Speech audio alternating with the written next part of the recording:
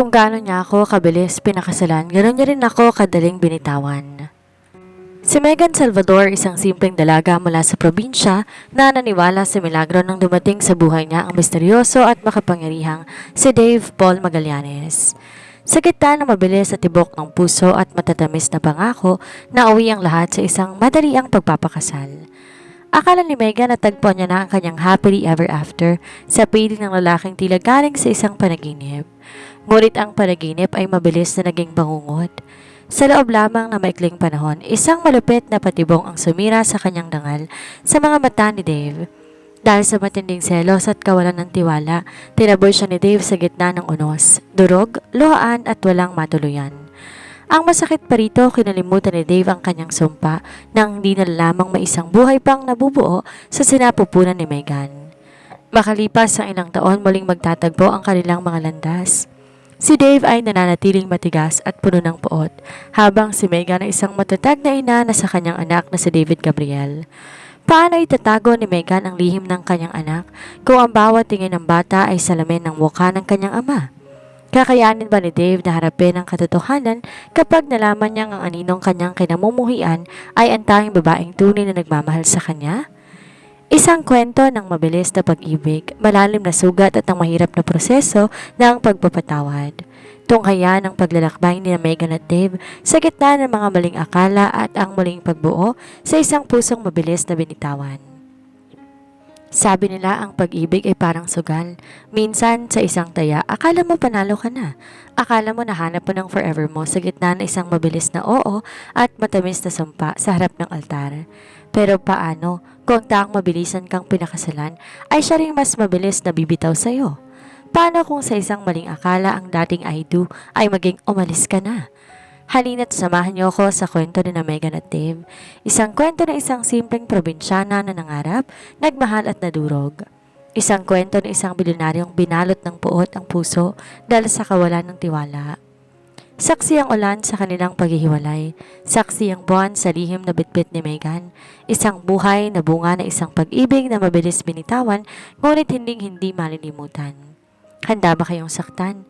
Handa ba kayong lumuha? At handa ba kayong sumabay sa paghilom ng mga sugat na idinulot ng nakaraan? Ito ang mabilis pinakasalan, mabiling binitawan. Simulan na natin. Malamig ang simoy ng hangin sa San Nicolas, Batangas, ngunit mas malamig ang pakiramdam sa loob ng dibdib ni Megan Salvador.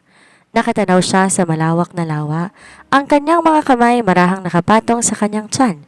Isang lihim na siya lang ang nakakaalam. Kung gaano niya ako kabilis pinakasalan, kaya niya rin ako kadaling binitawan. Paulit-ulit na bumabalik ang linyang yon sa kanyang isipan na parang sirang plaka. Isang taon na ang nakalilipas. Di niya akalain ng isang simpleng dalagang bukid na gaya niya ay makuhulog sa isang lalaking tila galing sa ibang mundo. Nagsimulang lahat sa isang gabing maulan. Si Megan, abala sa pagdulong sa maliit na karinderya ng kanyang tia Rosa, ay lula nang pumasok ang isang lalaking basang-basa ng ulan. Siya si Dave Paul Magallanes. Matangkad, malalim ang mga mata, at may aura ng misteryo na tila pasa ng buong mundo. Hindi to taga roon, halata sa kanyang mamahaling suot na putikan at sa paraan ng kanyang pagkilos. Ayon sa mga bulong-bulungan, naghahanap to ng katahimikan pagkatapos ng malaking iskandalo sa Maynila. Ngunit para kay Megan, nakita niya sa mga mata ni Dave ang isang sagatang kaluluwa na nangangailangan ng pagkalinga. Isang kape, miss, yung matapang? Wika ni Dave noon. Iyon ang unang pagkakataon na narinig ni Megan ang kanyang boses. Mababa, baritono at may otoridad. Dinagdagan naging madalas ang pagkikita ng dalawa. Sa ilalim ng puno ng mangga, sa tabing lawa, at sa gitna ng mga simpleng kwentuhan, nabuo ang isang ugnayan na hindi may paliwanag ni Megan. Si Dave, na kilala sa pagiging mailap, ay unti-unting nagbukas sa kanya. Dito lang ako nakahinga, Megan, sabi ni Dave isang hapon habang pinapanood nila ang paglubog ng araw. Sa mundong kinalakan ko, lahat plastic, pero ikaw lang ang totoo? Sa loob lamang ng 3 buwan isang gabi ay luhod na nagmamakaawa si Dave. Ayaw na kitang mawala, Megan. Pakasalan mo ko ngayon din. Ayokong may pagkakataon pang bawiin ka ng tadhana sa akin. Dahil sa labis na pagmamahal at tiwala, pumayag si Megan. Isang simpleng kasal sa West ang naganap. Walang ingranding handaan, walang maraming saksi. Sapat na ang kanilang mga pangako sa isa't isa. Ngunit ang pangarap ay mabilis ding naging bangungot. Matapos ang kanilang kasal, dinala siya ni Dave sa isang rest house sa Tagaytay para sa kanilang honeymoon. Akala ni Megan yun ang simula ng kanyang happily ever after. Ngunit isang gabi, habang mahimbing ang kanyang tulog, matapos uminom ng gatas na binigay ni isa sa mga katulong sa rest house, nagising siya sa isang malakas na kalabog. Megan, ano to? Ang boses ni Dave puno ng puot at pandidiri. Napabalikwas si Megan. Nanlaki ang kanyang mga mata na makitang may isang lalaking hindi niya kilala na kalahati ang hubad sa tabi niya sa kama. Ang lalaki tila naguguluhan din. Ngunit bago pa man makapagsalita si Megan, isang malakas sa sampal ang dumapo sa kanyang pisngi. Dave, hindi ko alam. Dave, makinig ka. Pagsusumamo ni Megan habang nanginginig ang kanyang buong katawan. Nakita ko ng dalawa kong mata, Megan. Pinagkatiwalaan kita. Pinakasalan kita kahit di kita lubos na kilala. Dahil akala ko ikaw ang magliligtas sa akin pero basura ka rin pala. Sigaw ni Dave. Ang mga matang dati puno ng pagmamahal, ngayon puno na ng nagniningas na galit. Hindi binigyan ni Dave ng pagkakataon si Megan na magpaliwanag. Sa gabi ring yon, kinaladkad siya nito palabas ng mansyon. Tinapon ang kanyang mga gamit sa kalsada habang bumubuhos ang malakas na ulan. Saktong katulad ng gabing una silang makita. Huwag na huwag ka nang magpapakita sa akin, Megan Sandoval. Dahil sa oras na makita ko ulit ang anino mo, hindi ko alam kung anong magagawa ko sa'yo. Huling binitawang salita ni Dave bago pinarurot ang kanyang sasakyan palayo. Naiwan si Megan sa gitna ng kalsada, basang-basa at durog ang puso. Doon niya naramdaman ang unang pitik ng kanyang sinapupunan. Isang buhay ang nabubuo sa loob niya. Isang bunga ng pag-ibig na mabilis na nabuo, ngunit mas mabilis na itinaboy. Bumalik si Megan sa San Nicolas na tila isang basang sisiyo. Walang dalang yaman, walang dalang asawa, kundi ang maleta niyang punit-punit at ang pusong durog na durog. Ang balitang kinasal siya sa isang mayamang dayuhan ay mabilis na kumalat sa kanilang baryo. Kaya naman ang kanyang pagbabalik na mag-isa ay naging mitsa ng mga bulong-bulungan. Oh, Megan, nasaan ang asawa mo? Kala ba namin naging senyora ka na sa Maynila? O sisa ni Aling Marites. Ang kapitbahay nilang hindi yata natutulog sa pagbabantay sa buhay ng iba. Pilit nang umiti si Megan. Kahit ang totoo, gusto niya nang lamunin ng lupa. Nagbabakasyon lang po ako dito, Aling Marites. Busy po kasi si Dave sa negosyo, ngunit hindi magtatago ang ngiti ng katotohanan. Pagpasok niya sa maliit na bahay ng kanyang tiya Rosa, doon lamang siya nakahinga ng maluwag. Ang amoy ng tuyong dahon at simoy ng dagat ang tanging nagbibigay sa kanya ng kaunting kapayapaan. Megan, anak, sabihin mo sa akin ang totoo. Anong nangyari? Tanong ni Tia Rosa habang hinahaplos ang kanyang likod. Doon na bumuhos ang lahat. Kinuwento ni Megan ang pag-frame up sa kanya, ang pagtataboy ni Dave at ang katotohanan na hindi pa niya kayang sabihin sa iba. Tia, buntis po ako. Bulong ni Megan habang humahagulhol. Paano ko ito palalakihin? Paano ko sasabihin sa kanya kung ang tingin niya sa akin ay isang babaeng marumi? Pinatahan siya ng kanyang tiyahin, ngunit alam nilang pareho na di magiging madali ang lahat. Sa probinsya, ang isang babaeng buntis na walang asawang kasama ay laging nagiging tampulan ng tukso. Lumipas ang mga linggo, sinubukan ni Megan tawagan si Dave. Araw-araw siyang nagbabaka sakali na baka nga lumigwak ang galit nito at pakinggan siya. The number you have dialed is no longer in service. Yun ang laging tugon ng operator. Maging ang kanyang mga mensahe sa social media ay block na. Pinutol ni Dave Paul Magallanes ang lahat ng koneksyon. Tila ba binura na nito si Megan sa kanyang buhay nang ganon kabilis. Parang isang pahinang libro na pinunit at itinapon sa apoy. Upang makalimot at makapag-ipon para sa darating na sanggol, nagsimulang magtrabaho si Megan sa palengke. Kahit madaling araw, gising na siya para magtinda ng pagkain. Tiis-kirot siya sa kanyang likod at sa pamamanas ng kanyang paa. Para sa iyo to, anak. Bulong niya sa kanyang tiyan habang hinihimas to sa ilalim ng maluwang niyang duster. Kahit wala ang tatay mo, hindi kita bababayaan. Isang hapon, habang nagpapahinga si Megan sa tabing dagat, ang lugar kung saan sila madalas mag-usap ni Dave noon, nakita niya ang isang luxury car na dumaan sa highway. Saglit na huminto ang kanyang hininga. Kulay itim ito, katulad ng sasakyan ni Dave. Tumakbo siya ng bahagya, umaasa na baka bumalik ito, na baka natauhan na ito, na baka nalaman na nito ang totoo. Ngunit nang bumukas ang bintana, isang matandang turista lamang ang nagtanong ng direksyon. Napaupo si Megan sa buhanginan. Doon niya napagtanto na ang pag-asang hinihintay niya ay baka isang ilusyon na lamang.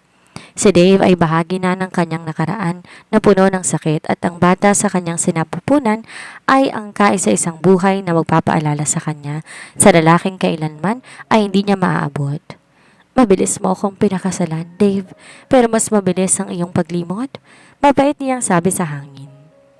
6 na buwan na ang lumipas mula nang huling makita ni Megan ang usok ng sasakyan ni Dave Paul Magallanes. Ang dati payat na tiyan ay isa na ngayong malinaw na umbok na hindi na nga maitago pa ng kahit anong maluwag na duster. Bawat galaw ng sanggol sa loob ay isang paalala ng maikling panahon ng ligaya na nauwi sa habang buhay na dusa. Habang naglalakad si Megan, bitbit ang mga basket ng kakanin patungo sa palengke, di niya maiwasang marinig ang bulungan sa kanto. Sayang ang batang yan. Ang ganda pa naman, pero iniwan ng kanyang billionaire kuno. Wika na isang lalaking nakatambay sa tapat ng sari-sari store. Sayang ang batang yan. Baka naman kasi totoo yung balita na may kasama siyang iba kaya pabalik dito. Dagdag pa na isa. Yumuko na lamang si Megan. Pinatigas na ng panahon ng kanyang kalooban, ngunit may araw pa rin na tila babawat salita ay isang karayom na tumutusok sa kanyang puso. Ang kanyang apelido na Salvador ay tila naging kabaliktaran ng kanyang sitwasyon. Walang sino mang nagligtas sa kanya. Isang gabi, habang nag-aayos ng mga paninda para sa susunod na araw, nakaramdam si Megan na matinding pananakit sa kanyang balakang. Napapikit siya sa gilid ng mesa.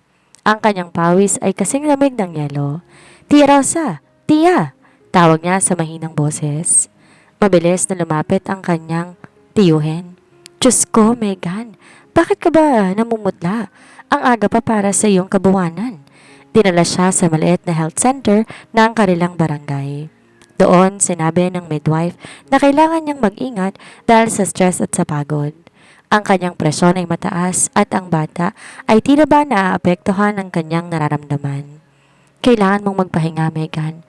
Huwag mong isipin ang lalaking yon.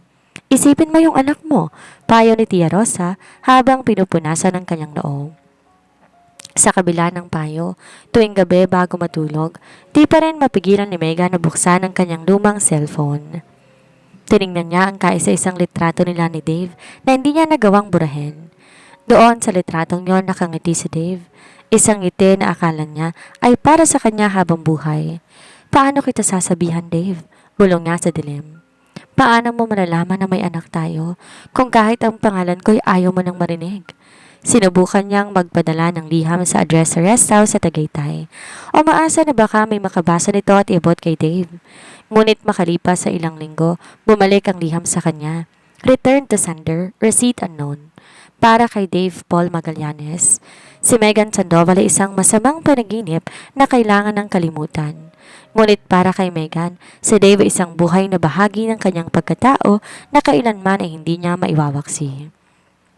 Isang umaga, habang nagbabasa ng lumang dyaryo na pambalot niya sa kanyang tinitinda, isang pamilyar na pangalan ang kumuha ng kanyang atensyon.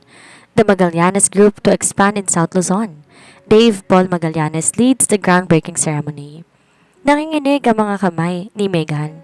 Ang litrato sa dyaryo ay si Dave, mas seryoso, mas matika sa tila ba walang bahid ng pagsisisi sa kanyang mga mata. Ayon sa balita, magtatayo ng isang malaking resort sa mismong probinsya ng Batangas. Isang bayan lang ang layo mula sa San Nicolas. Ang layo na akala ni Megan, kilometro ang sukat ay biglang naging abot tanaw. Malapit lang si Dave at sa pagkakataong ito, di alam ni Megan kung ito ba ay isang biyaya o isang bagong sumpa na darating sa kanyang buhay.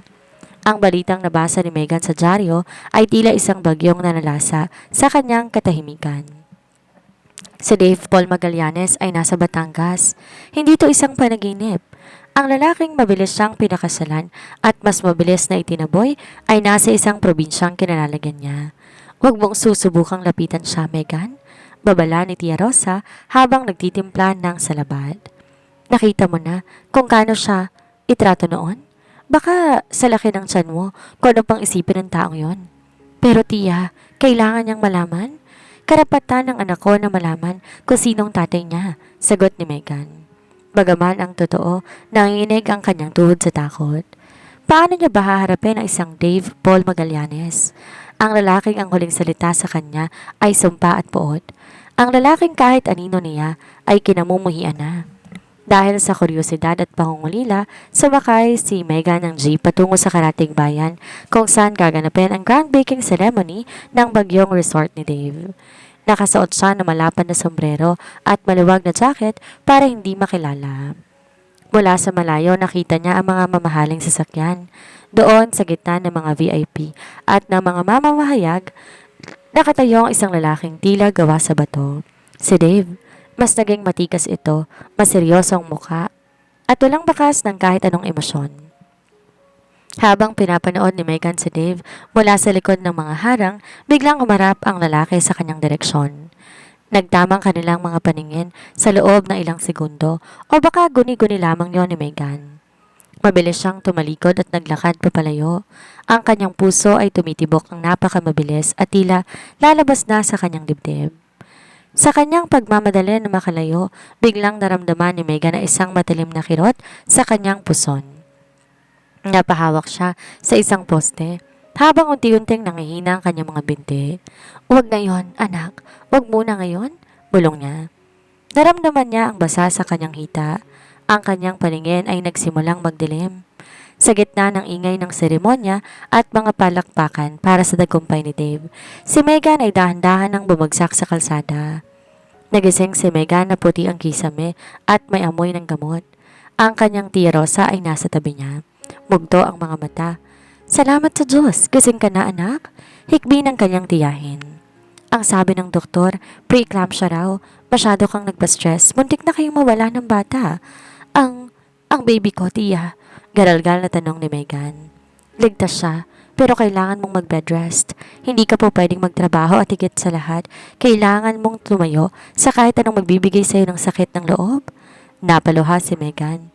Habang si Dave ay nagdiriwang ng kanyang bagong yaman at tagumpay, si Megan naman nakikipagbuno sa buhay para sa kanilang anak. Doon niya na-realize ang malaking pader na naghihiwalay sa kanila. Kahit gaano sila kalapit sa mapa, ang kanilang mga mundo ay milya-milya na ang layo. "Paano kita sasabihan, Dave?" tanong niya sa kanyang sarili habang nakatingin sa dextrose na nakatusok sa kanyang kamay. "Kung ang paglapit ko sa iyo ay nangangahulugan ng panganib para sa anak natin."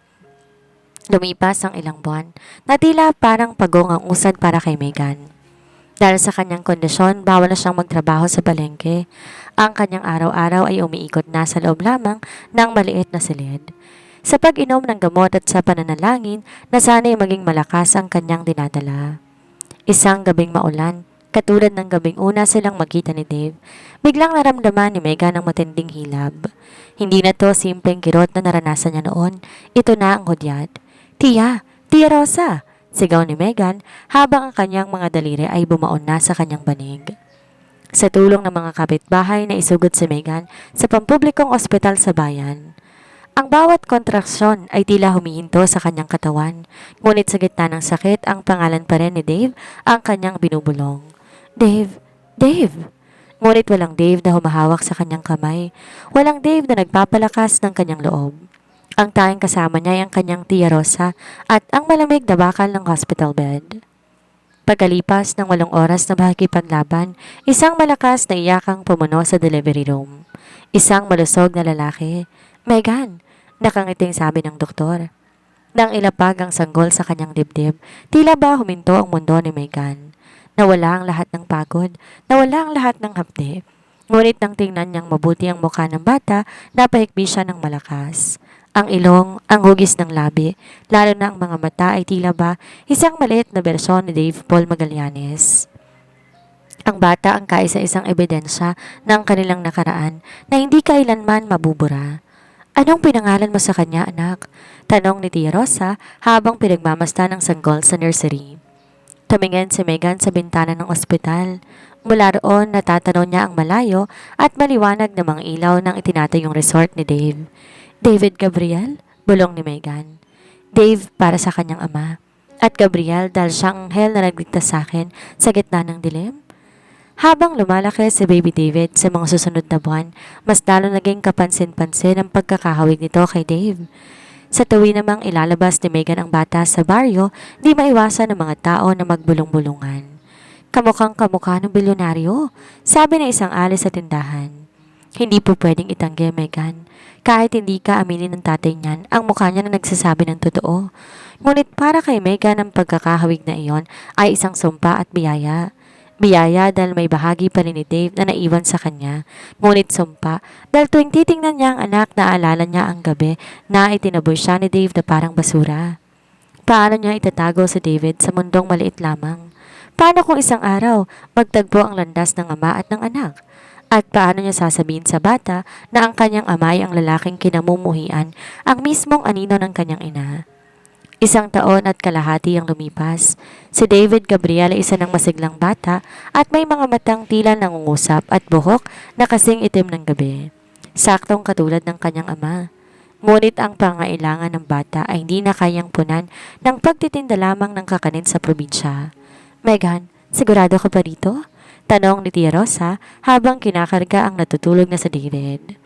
Mapanganib sa Maynila, baka kung sino pang makakita sa inyo roon? Kailangan ko tong gawin, Tia, para sa kinabukasan ni David? Determinadong sagot ni Megan. Nakahanap na siya ng trabaho bilang isang event assistant sa isang malaking hotel sa Makati sa tulong na isang kaibigan. Bitbit ang kanyang maliit na maleta at angkay sa isang kayamanan na meron siya, ang kanyang anak. Lumulan si Megan sa bus patungong Maynila. Bawat ikot ng gulong ay tila paglapit sa mundong pilit niyang tinalikuran. Isang malaking charity gala ang dinadaos sa hotel na pinagtatrabahuhan ni Megan. Lahat nakagown, lahat nakasuot ng mamahaling alahas. Si Megan na naka-uniforme ng pang-staff ay abala sa pag-ayos ng mga wine glasses sa bawat mesa. Excuse me, miss, can I have more champagne? Ang boses na iyon. Isang baritonong boses na tila ba dumadaloy sa kanyang mga ugat. Pakiramdam ni Megan tumigil na ang kanyang mundo. Dahan-dahan siyang lumingon at doon sa gitna ng nagkikinang ang mga chandelier nakatayo sa Dave Paul Magallanes. Mas lalo tong naging kagalang-galang. Suot ang isang bespoke tuxedo, tila wala itong kahit anong alalahanin sa buhay. Ngunit nang magtama ang kanilang mga mata, nakita ni Megan ang biglang pagbabago sa mukha ni Dave. Mula sa pagiging seryoso, naging puno ito ng pagkagulat na mabilis namang naging matinding galit. Megan? Bulong ni Dave. Ang pangalan niya ay tila isang lason sa kanyang labi. Di nakasagot si Megan. Nanginginig ang kanyang mga kamay kaya naman nabitawan niya ang hawak na tray. Ang tunog ng nabasag na kristal kumuha ng atensyon ng lahat ng panauhin. Mabilis tumakbo si Megan patungo sa backstage ng hotel. Di pinapansin ang tawag ng kanyang supervisor. Kailangan niyang makalayo. Kailangan niyang itago si David na nasa staff daycare lang sa kabilang kwarto. Ngunit hindi siya tinantanan ni Dave. Sinundan siya nito hanggang sa isang tahimik na hallway. Anong ginagawa mo rito? Hindi ba't sinabi ko sa'yo na wag mo nang ipapakita sa akin ang anino mo? Singal ni Dave habang hinahawakan na mahigpit ang braso ni Megan. Bakit? Nauubusan ka na ba ng perang nakuha mo sa lalaki mo? Kaya bumalik ka rito para perahan mo ko? Bitawan mo ko, Dave. Wala akong kailangan sa'yo. Sigaw ni Megan, pilit na kumakawala. Nagtatrabaho ko rito ng marangal. Wala akong pakialam sa yaman mo. Eksaktong sa sandaling iyon, bumukas ang pinto ng daycare room. Lumabas sa isang staff, bitbit ang umiiyak na si David Gabriel. Mama! Mama! Sigaw ng bata na pilit inaabot ang kanyang kamay kay Megan. Natigilan si Dave, ang kanyang sariling mga mata, ang kanyang sariling ilong, ang kanyang sariling imahe. Sino? Sinong batang to? Megan? Nauutal na tanong ni Dave. Kinuha ni Megan ang bata, niyakap to ng mahigpit. Wala kang pakialam sa kanya, Dave. Ang sabi mo nga, basura ko, di ba? Kaya huwag mong dudungisan ang buhay namin ng presensya mo. Tumalikod si Megan at mabilis na naglakad papalayo. Iniwan si Dave na nakatulala sa gitna ng hallway. Isang lalaking nagsisimula ng magduda kung ang lahat ba ng pinaniwalaan niya sa loob halos ng 2 taon ay isang malaking kasinungalingan. Hindi nakatulog si Dave Paul Magallanes ng gabing iyon. Ang bawat pagpikit ng kanyang mga mata ay anina ng batang nakita niya sa hallway. Ang mga mata ni David Gabriel na tila ba sumot sa kanya. Isang mukhang di niya maikakailang kanya. Kinabukasan, agad tinawagan ni Dave ang kanyang pinagkakatiwalaang investigator. Gusto kong malaman ang lahat tungkol kay Megan Salvador. Mula ng gabing umalis siya sa rest house sa Tagaytay hanggang sa araw na to, huwag kang magtitira ng kahit anong detalye. Habang naghihintay, binalikan ni Dave ang kanyang mga alaala. Ang galit na naramdaman niya noon, tila unti-unting napalitan na isang kakaibang kaba. Paano kung nagkamali siya? Paano kung nakita niya noon ay hindi ang buong katotohanan? Makalipas ang 3 araw, isang envelope ang inilapag sa kanyang lamesa. Naglalaman to ng mga dokumento, mga litrato ni Megan sa palengke na hirap, at ang pinakamasakit sa lahat, ang birth certificate ni David Gabriel. Father, unknown. Ngunit hindi yon ang pinakamahalagang nalaman ng investigator. Sir, nakausap ko po ang dating kasambahay sa rest house ninyo. Umamin siya bago umalis ng bansa. Binayaran daw siya ng dati mong kasintahan, si Clarissa, para lagyan ng pampatulog ang gatas ni Megan at ipasok ang lalaking nakita mo sa kama? Tumigil ang tibok ng puso ni Dave. Ang kanyang mga kamay ay nanginginig habang binabasa ang report. Ang lalaking nakita niya sa tabi ni Megan noon ay isang aktor lamang na binayaran niya para sirain ang kanilang pagsasama. Diyos ko, anong nagawa ko? Bulong ni Dave. Naalala niya ang gabi ng bagyo. Naalala niya kung paano niyang kinaladkad si Megan palabas ng bahay. Naalala niya ang pagsusumamo nito, ang pag-iyak nito, at ang pagtapon nito sa kanya sa gitna ng ulan. At sa lahat ng oras na yon, dala-dala na pala ni Megan ang kanyang anak. Habang siya nabubuhay sa karangyaan at nagpapakasasa sa galit, si Megan nagtitinda ng kakanin sa kalsada, naghihirap sa ospital at mag-isang pinalaki ang kanilang anak sa gitna ng pangungutya ng mga tao. Agad na sumakay si Dave sa kanyang sasakyan. Hindi siya mapakali. Kailangan niyang makita si Megan. Kailangan niyang makita ang kanyang anak. Pumunta siya sa hotel kung saan nagtatrabaho si Megan. Ngunit nalaman niya na nag-resign na ito matapos ang kanilang pagkikita. Takot na takot si Megan na baka kunin ni Dave ang bata, kaya muli itong nagtago. Hahanapin kita, Megan. Kahit sang sulok ng mundo, hahanapin ko kayo ng anak ko. Panata ni Dave sa kanyang sarili. Ang dating buot sa kanyang mga mata napalitan na isang determinasyon na itamang lahat ng kanyang pagkakamali. Kahit alam niya na baka huli na ang lahat. Mabilis pinarulot ni Dave Paul Magallanes ang kanyang sasakyan patungong San Nicolas. Ang bawat pamilya ng kanto ng daan ay tila ba humahampas sa kanyang konsensya. Dito niya unang nakita si Megan. Dito niya ito mabilis na pinakasalan. At dito niya ito itinapon pabalik sa isang parang kagamitan na wala ng silbi. Nang makarating siya sa tapat ng maliit na bahay ni Tia Rosa, huminto ang kanyang mundo. Nakita niya si Megan na naglalabas sa labas, habang si David Gabriel ay masayang naglalaro sa lupa gamit ang plastic na trak-trakan. Ang bata, nakasuot lamang ng sando, payat ngunit bakas ang sigla. Habang si Megan naman tuyot ang mga labi at bakas ang pagod sa muka. Megan? Bulong ni Dave pagkababa ng sasakyan. Nabitawan ni Megan ang hawak na palanggana. Ang tunog ng tubig na tumatapon sa lupa ay tila hudyat ng pagguho ng kanyang mundo. Mabilis niyang binuhat ang anak, pumasok sa loob ng bakod. Anong ginagawa mo rito, Dave? Umalis ka na. Sinabi ko na sa'yo wala kaming kailangan sa'yo. Sigaw ni Megan. Ang boses niya ay nanginginig sa takot at sa galit. Megan, makinig ka muna. Alam ko ng lahat. Sabi ni Dave, unti-unti nang lumalapit. Alam ko na ang ginawa ni Clarissa. Alam kong niloko lang nila ako para paghiwalayin tayo. Megan, patawarin mo ko. Isang mapait na tawa ang kumawala sa mga labi ni Megan. Tawang puno ng pait na nagmula sa mahigit 1 taon na pagtitiis. Patawad? Pagkatapos ng lahat, Dave.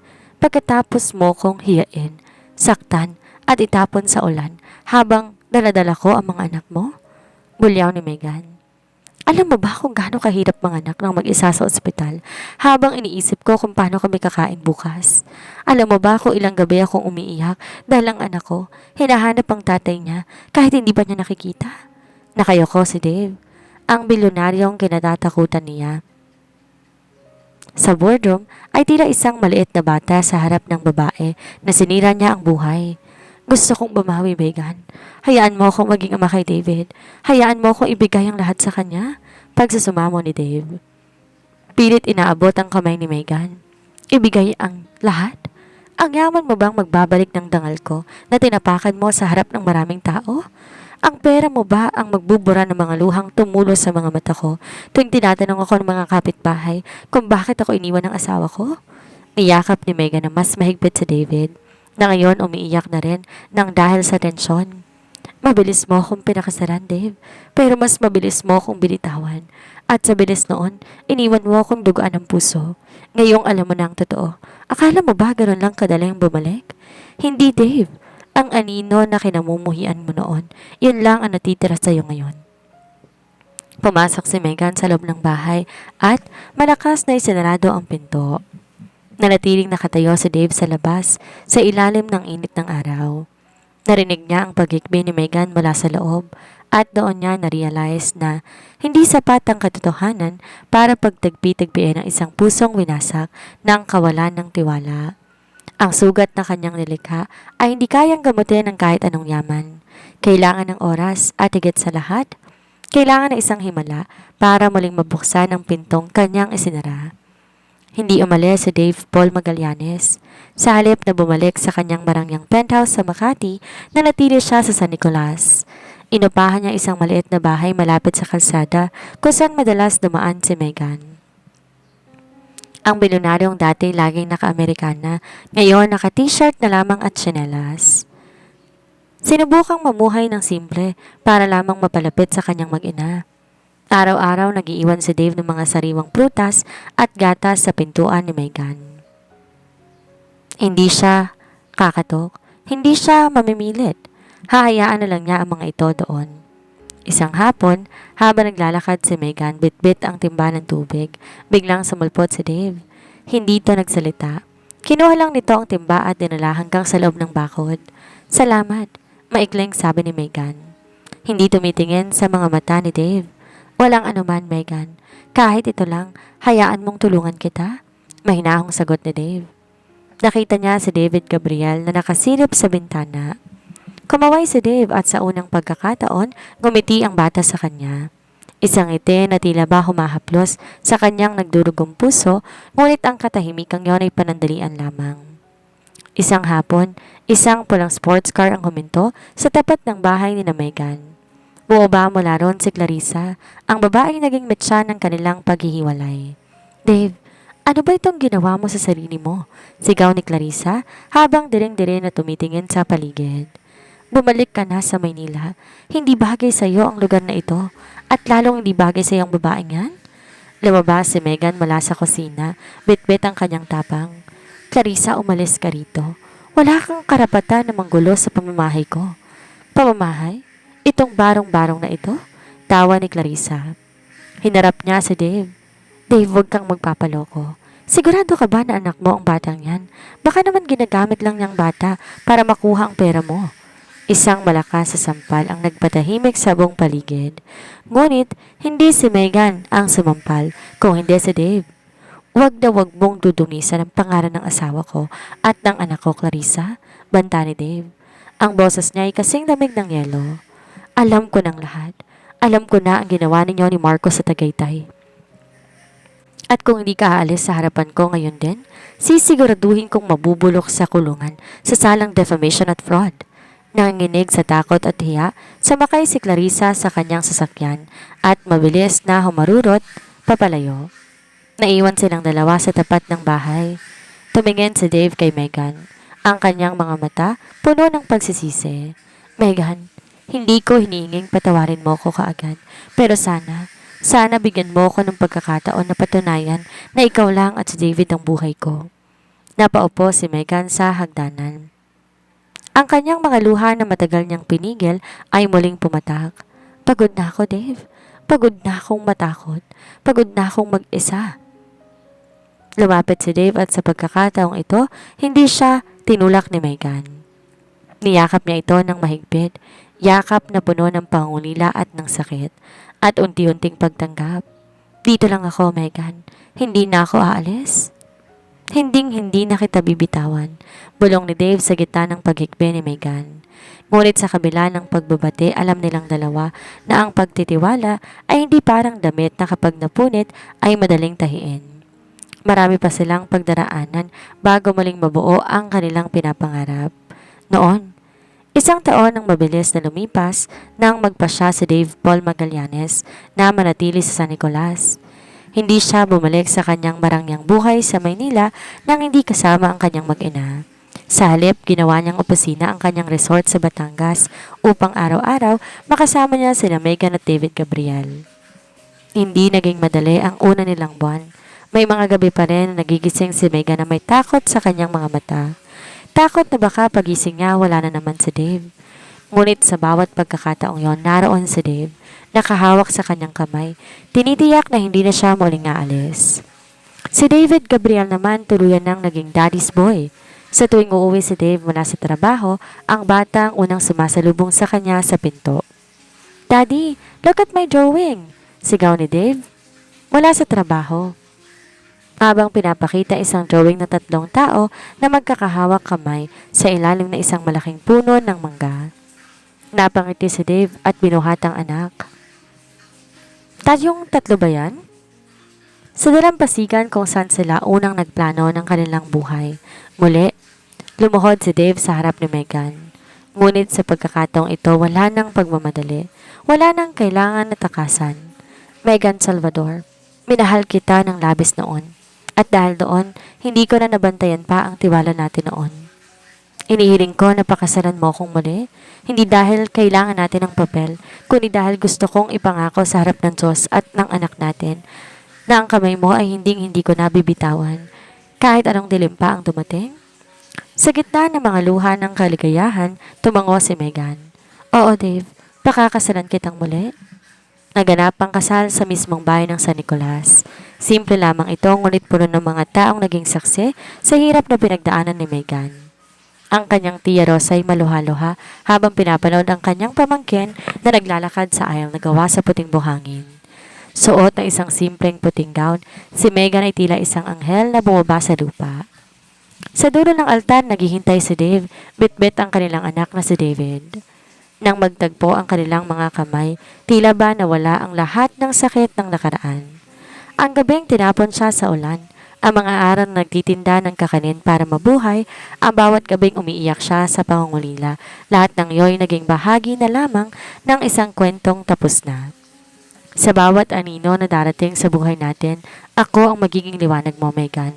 Wika ni Dave habang sinusuot ang singsing. At sa bawat bagyong dadaan, ako ang magiging kanlungan mo, Dave. Sagot naman ni Megan. Matapos ang seremonya, naglakad ang pamilya Magallanes sa tabing dagat habang lumulubog ang araw. Ang kanilang mga yapak sa buhangin, malinaw at magkatabi. Ang mabilis na pagpapakasal at madaling pagbitaw ay nabaon na sa limot at natitira na lamang ang isang pag-ibig na sinubok ng apoy, pinatibay ng pagsisisi at ngayon handa nang harapin ang bukas ng magkasama. Dahil sa wakas, nahanap na ni Megan ang kanyang tunay na tahanan sa piling ng lalaking natutong magmahal, hindi lang sa bilis, kundi sa lalim at katapatan. 5 taon ang lumipas, ang dating maliit na bahay ni Tia Rosa sa San Nicolas ay isa na ngayong modernong bakasyunan. Ngunit pinanatili ni Megan ang luwang puno ng mangga sa harap nito, ang saksi ng kanyang mga luha at ngayon, saksi na rin ng kanyang halakha. Isang maagang umaga, habang ang hamog ay nakalutang pa sa ibabaw ng lawa, lumabas si Megan sa balkonahe, bitbit ang 2 tasa ng kape. Nakita niya sa di kalayuan si Dave. Di na ito ang seryosong bilyonaryo na laging nakakunot ang noo. Ngayon, si Dave nakasalampak sa damuhan. Kalaro ang 6 na taong gulang na si David Gabriel at ang bago nilang anghel, ang 3 taong gulang na si Isabella. "Daddy, catch me!" sigaw ni David habang tumatakbo ng mabilis. Natawa si Dave at mabilis na binuhat ang anak. Sa kabilang bisig niya, ikarga niya si Isabella na tila isang prinsesa. Pinanood sila ni Megan mula sa malayo. Di niya mapigilang mapangiti. Kung gaano niya ako kabilis pinakasalan, gano'n niya rin ako kadaling binitawan. Dati ang linyang yon ay tila isang sumpa na dumudurog sa kanyang pagkatao. Ngunit ngayon binago niya na ang kahulugan nito sa kanyang isipan. Kung gaano kami kabilis sinubok ng tadhana, gano'n naman katibay ang pundasyong binuo namin mula sa mga piraso ng aming pagkakamali. Lumapit si Dave kay Megan habang ang dalawang bata abalala sa paghahabol sa kanilang aso sa malawak na garden.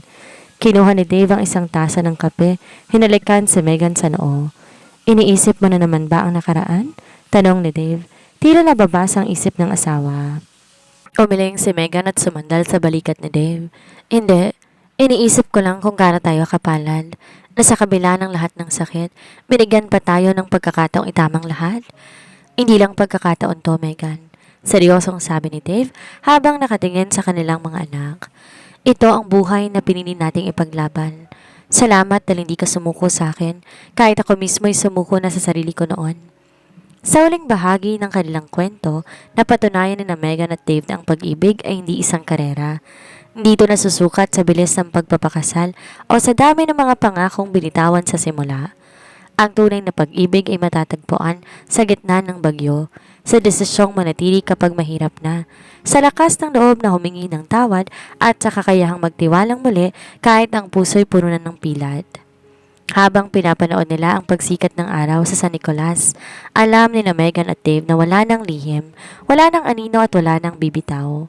Sapat ng sikat ng araw para sa kanilang apat. Gabi na sa mansyon ng mga Magallanes sa Tagaytay, ang mismong rest house kung saan nagsimula lahat ng sakit. Ngunit ngayon wala ng lamig at takot.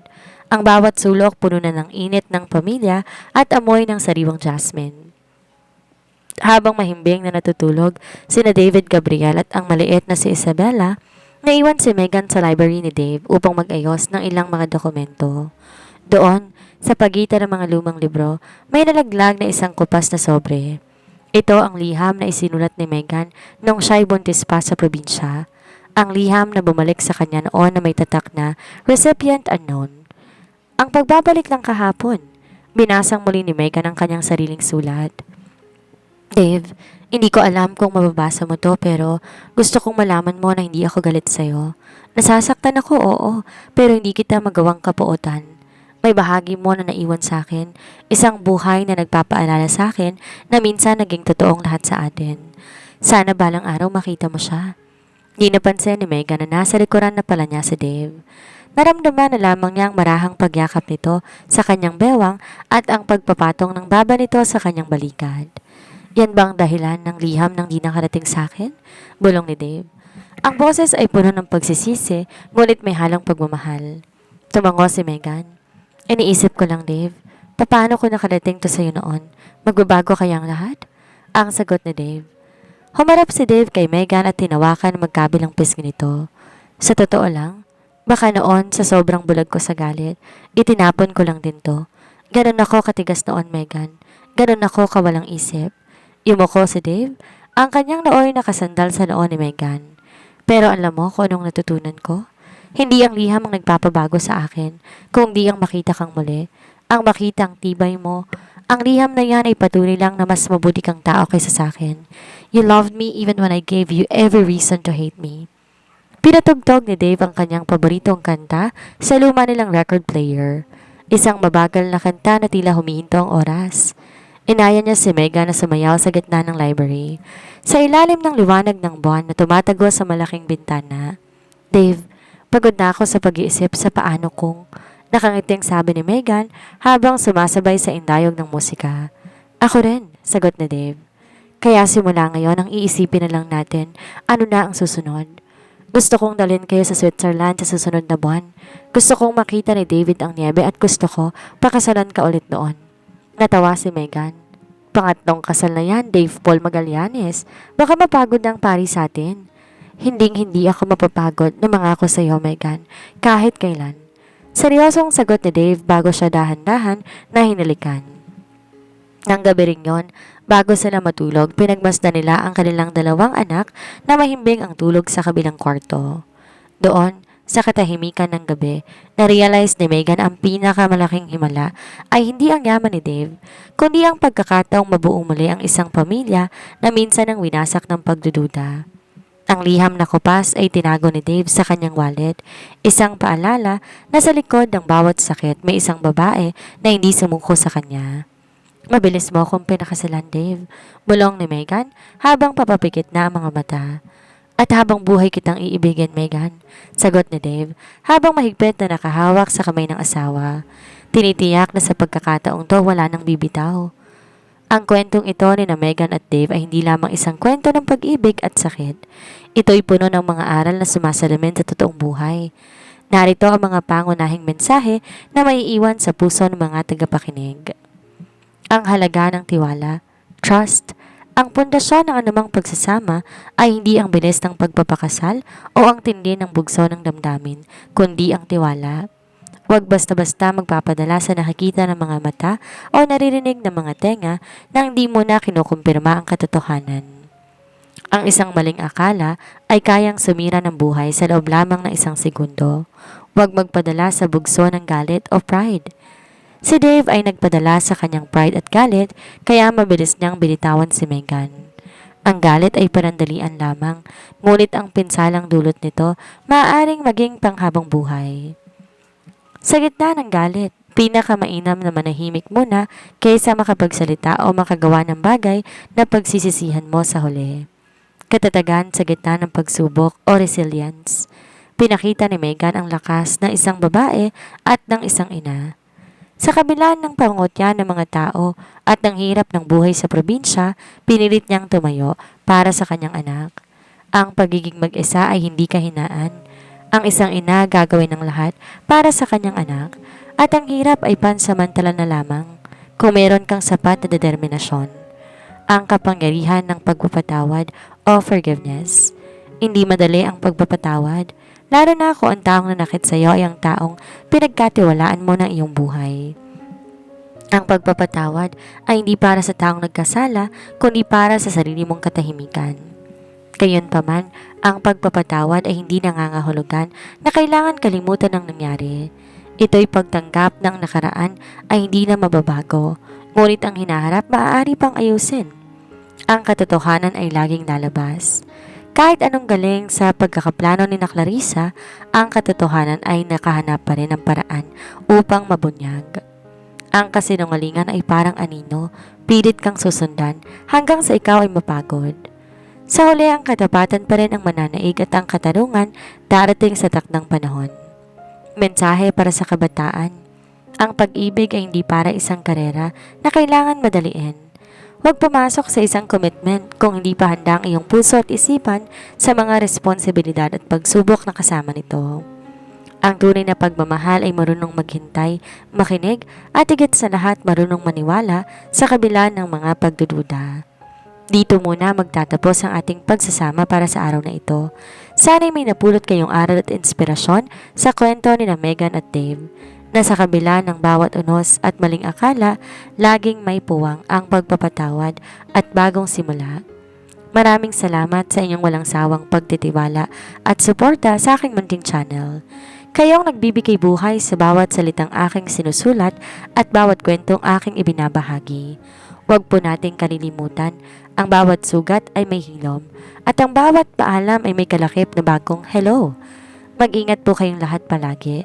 San man kayo naroon, hanggang sa muli nating pagkikita sa susunod na kwento. Ito ang inyong lingkod, nagpapasalamat at nagmamahal. God bless po sa inyong lahat.